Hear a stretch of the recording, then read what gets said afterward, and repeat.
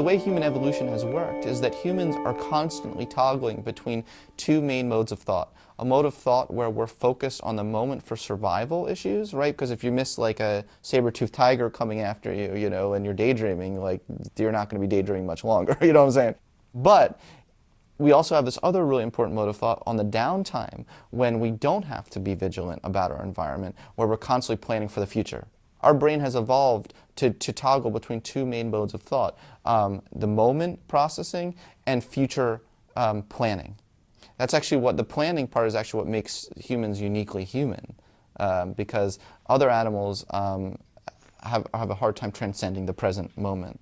So we're constantly toggling between these two things, and I would argue that for optimal creativity, you need to strike a balance. You need to come to what we can call the middle way. And the middle way is knowing when it's contextually appropriate to pay attention to the present environment for survival, as well as gathering information. And allow yourself, when that isn't necessary, to dip into your inner stream of consciousness and plan for your future.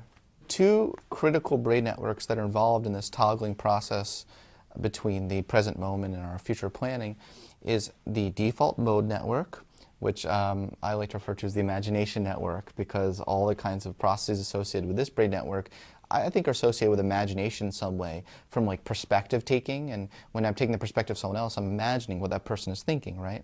To daydreaming, to thinking about the future, you know, future planning. It's all, you know, imagination. A lot of it has to do with social imagination, a particular kind of imagination, but I think it's definitely having to do with imagination. And the other major brain network is the executive attention network. Executive attention network is really crucial for working memory, such as holding information in your mind in consciousness and processing and manipulating it, as well as focusing on the outside world. It's also important, by the way, for focusing on your inner world. So you could be a mindful daydreamer. And when you're a mindful daydreamer, both of those brain networks actually couple together, right? Because you're focusing that limited spotlight of attention inward on and so your daydreams might become more focused when these two brain networks are collaborating with each other. So these brain networks are not always at odds with each other. There's a unique state of consciousness when both of those networks are on the same level of the seesaw, right? And that seems to be creativity. Really, really expert meditators have been shown to have an amazing executive attention network. They're really, really amazing at being able to focus. But that doesn't necessarily relate to creativity. You could be the greatest, most proficient meditator in the universe and not have it one iota of creativity. I think that's the honest truth. Like, you know, you go, I go to some of these conferences.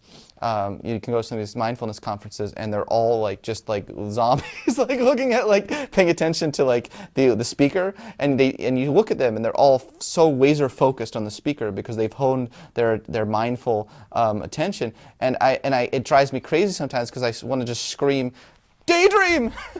Like, it's okay. like you don't like go back in and make meaning out of that experience, you know, and then go back out.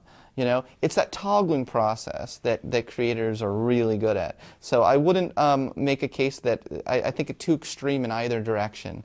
Either too extreme daydreamers, and there are chronic daydreamers, they need help. A lot of them, you know, like see psychiatrists because they can't stop daydreaming. And I think on the other end too, we can become a too mindful society where we lose fact of the importance of dipping back in to create meaning out of that outer world that we're mindful of.